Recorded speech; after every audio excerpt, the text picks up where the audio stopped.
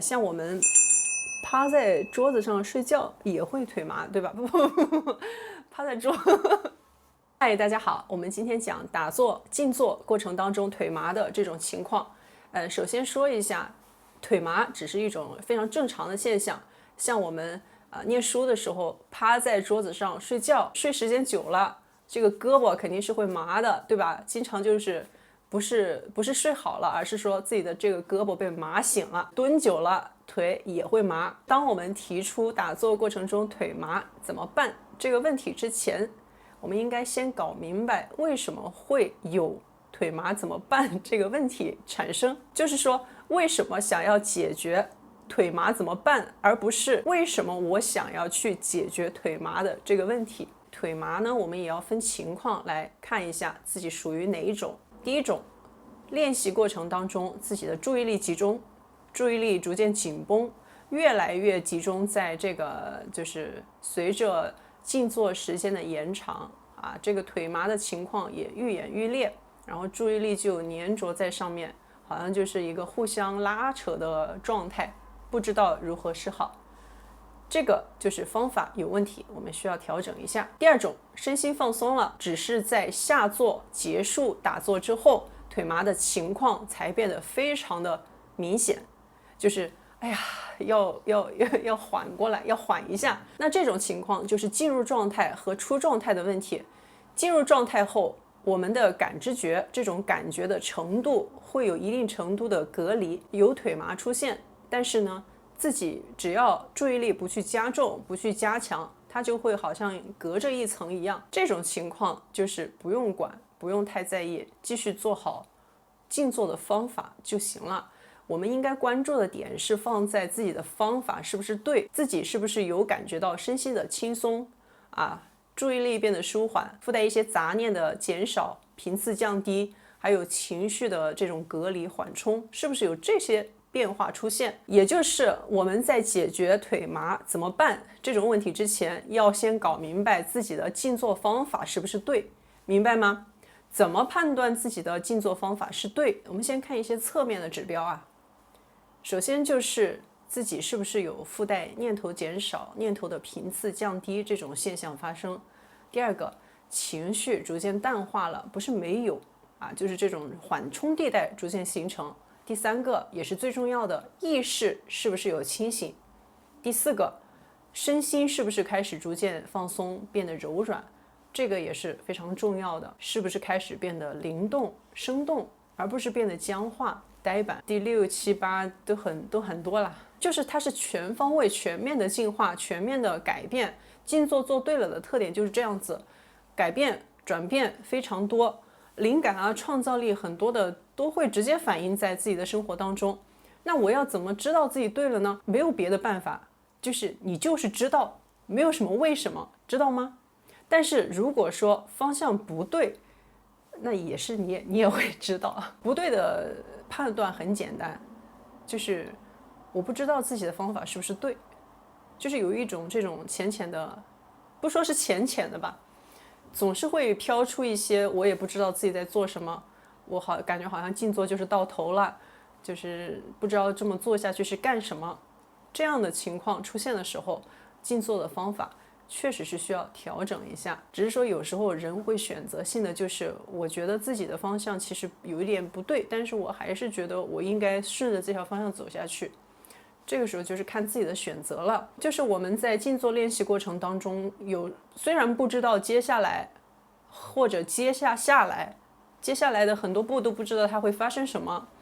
不知道这个清醒的意识是什么样子的体验，但是我们可以通过一些排除法来确认一下自己的方法是不是对。这种时候排除法是非常好用的，就是我们可以通过我不知道什么是，但是呢，我知道这个东西它不是的，这个也是一种方法。当然，也不是说我是按照这个比较对的方法来练习的，就万事大吉了吗？也不是。静坐有一个非常明显的特点，静坐和其他的技能有一些不一样的是，它不是需要去做什么，而是很多事情不能做，都是多余的，各种作，各种添加。就是你坐着就行了，不要搞事情，坐下来，全身放松，肌肉放松，这么舒服的坐着，没有更多的添加。但是人的注意力就是会乱抓乱窜，人就是会胡思乱想，这中间它就是过去的各种各样心理习惯的问题，然后呢就衍生出很多的疑问。有的疑问是可以去解答的，有的疑问就是纯粹的好奇，跟方法没有关系。有的疑问就是一种脱离客观现象的一种胡乱猜测或者推论，自己要慢慢学会分辨哪一些是真实发生的现象，哪一些是只是大脑里面的这种猜测和推断。意识清晰度、感知觉敏锐度提高了，什么都好说，什么都会清晰。恐惧和模糊疑问就是因为看不见，看见了清楚了自然就知道了。这个过程又要打比方了，就好像是近视1000度，看不清楚眼前是什么东西，怎么和你讲，怎么和你描述都是看不见的。只有说恢复到正常的视力之后，你才一看啊，这就是一棵树啊，没有什么神奇的东西。所以静坐就是一个桥梁，通过静下来的训练，自己体验到了，看到了就知道了，没有其他的东西了。静坐到一定阶段，这个状态就是直接去看，直接去听，而不是我经过了别人的知识来看这个东西，我经过了别人说的什么内容来了解这个东西，它就是直接去看。腿麻这个问题啊，它是不用去解决的，我们应该把重点放在方法是不是对，是不是每一坐从坐下知道自己在做什么，看自己身心是不是有感受到轻松，是不是知道自己在哪里，是不是知道自己全身肌肉的这种状态。不能说稀里糊涂的就这么做1个小时2个小时，这都没有什么意义啊，就是要清清楚楚。但是这种清清楚楚不是用力的，是稍微一丁点的知道就可以，同时身心松下来。基于正确的静坐方法，我们这个腿麻的情况，它会随着练习的叠加而逐渐淡化。这种淡化是说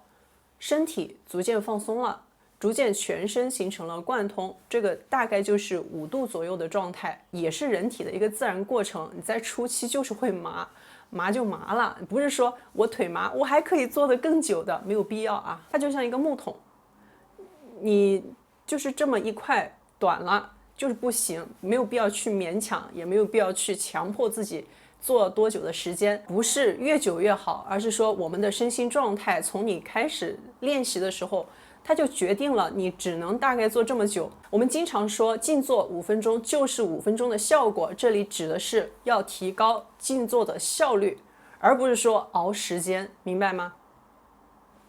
静坐的效率就是说从一坐下开始到结束静坐，这中间有多少是身心全然放松，有效的放松时间。当然这个放松的程度会随着练习的叠加而加深扩大，腿麻的情况自然就会缓解了，只是说全身逐渐贯通了。这种贯通好比是什么呢？我们还是再打回到这个比方，就是睡眠过程当中人体的这种流通程度，虽然什么都没做，但是呢人体却在低速的循环，这个就是人体自带的一种循环过程。那腿麻了之后，我是应该起来呢，还是继续做？这个时候你可以自己来衡量一下这个结束的点。比如说我现在状态感觉还不错，我知道我的腿麻，但是呢它也没有说到我去强忍的地步，那么我就是可以顺着这个身体的舒适度继续做。同样的，我感觉到腿已经很麻了，我真的是熬不住了，那么就是1秒都嫌多，就是不要挣扎在一些无所谓的这种事情上面。它不是无所谓，